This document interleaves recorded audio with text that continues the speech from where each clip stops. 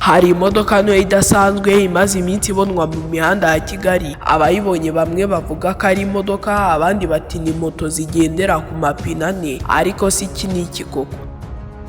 Mbere na mbere menya ko impamvu nyamukuru zazanwe mu Rwanda ari ukubera zihuje n'intego ya guverinoma y'u Rwanda mu rwego rwo kurengera ibidukikije. Nyemera rero nkubwira akantu ku kandi mva n'imvano yazo nk'uko tubikesha urubuga rw'ikinyamakuru Igihe. Ibisanzwe turi ni kuri Sam Official, naho njye mugiye kubana nyita Sam, mbaye ikaze.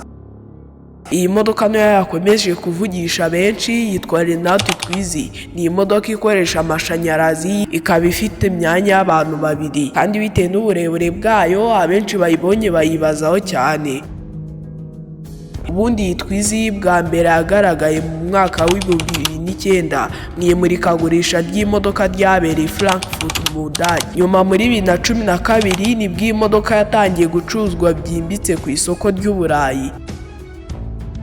Iyi modoka ntoya yakozwe n'uruganda rwa RENAULT rwo mu Bufaransa rusanzwe rukora ibinyabiziga, ariko iki gihe yakorerwaga muri Espagne, ndetse nyuma yaho ibikorwa byo kuzikora byaje kwimurirwa muri Korea y'Epfo. Impamvu nyamukuru yo gukora iyi modoka yari ukoroshya ingendo mu mijyi hifashishijwe amashanyarazi aho gukoresha lisansi mu rwego rwo kurinda ibidukikije. Iyi modoka ni ntoya cyane kuko ifite uburebure bwa metero 2 kuri 3 ndetse n'ubugari bwa metero 1 kuri 2 gusa.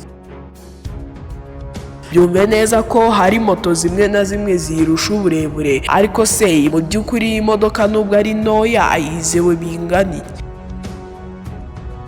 Uruganda ruzikora rwa RENAULT rujya kuzikora rwatekereje ku mutekano w'abazayigendamo, nuko ruyibatira ishobora kwigonda mu gihe cy'impanuka rikagabanya ingaruka ku mugenzi yicayemo. Ku mpande zayo hashyizwemo ibyuma bikomeye bizwi nka side beams, ndetse iyi modoka ikagira n'imikandara nk'izindi modoka zisanzwe. Iyi modoka imbaraga ikoresha ziva kuri batiri ya lithium ion. Iyi modoka kandi igira amoko menshi cyane, harimo ubwoko bugenda ku muvuduko w'ibirometero 45 ku isaha, ubundi bugenda ku birometero 80 ku isaha. Byumve neza ko iyo yuzuye umuriro ishobora kugenda ibirometero 80 mu mijyi, kongera kuyisharija bikongera bigatwara andi masaha 3 n'igice.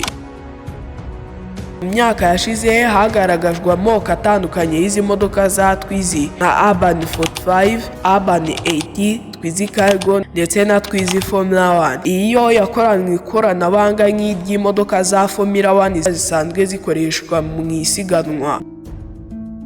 Byumve neza ko iyi ngiyi umuvuduko wayo ushobora kugera ku birometero 100 ku isaha. Iyi nubwo yagaragajwe ariko ntigize ishyirwa ku isoko nk'izindi, kuko yari yarakorewe kwerekana uburyo ikoranabuhanga rya Formula 1 nka Kinetic Energy Recovery System ryajya rikoreshwa mu modoka ntoya zikoresha amashanyarazi. Ikindi kandi iyo modoka ntabwo yari ihuje n'amategeko ya traffic y'Uburayi, ndetse iyi modoka kubera ibintu byose byashyirwagamo byagaragaza yuko igiciro cyayo kizaba kiri hejuru.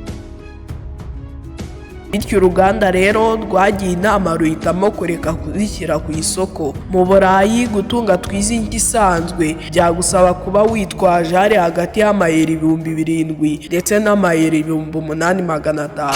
Mu mafaranga y'inaha iwacu mu Rwanda byagusaba kuba ufite arenga miliyoni 4 bitewe n'umwaka yakorewemo iyo modoka ndetse n'ubwoko bw'iyo modoka. Iki ni igiciro kiri ku modoka zayo zisanzwe, ntabwo ari TWIZY Formula 1 kuko twavuze impamvu zitaje ku isoko.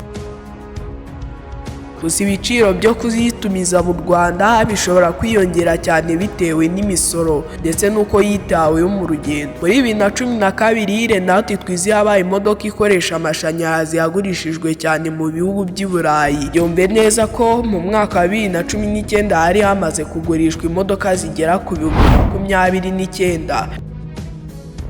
Gusa nyuma muri 2023 ibi byose byarahagaze burundu. Izi modoka zihita zisimbuzwa izindi modoka nshya zigezweho zitwa Duo zitandukanye na TWIZY twari dusanzwe tumenyereye. Nubwo yari ntoya cyane, RENAULT TWIZY yahinduye amateka y'imodoka ziciriritse mu mijyi. Ese wowe iyo ubonye imodoka mu mihanda y'i Kigali uyibona nk'imodoka cyangwa ni moto? igitekerezo cyawe gishyire muri komenti. Naho niba ukunda ibyo nkuhaye ukande like, ukande subscribe kandi ufungure inzogera kugira ngo ukomeze kujya ubona ibindi byegeranyo tugenda tubagezaho umunsi ku wundi. Ikindi kandi mwibuke kudushyigikira ku mbuga zacu dukoresha nka TikTok naho ni @SamOfficial aho tunyuze ibyegeranyo mu mashusho magufi. Nk'ibisanzwe nge mwumvaga yari Samu, naho ubutaha.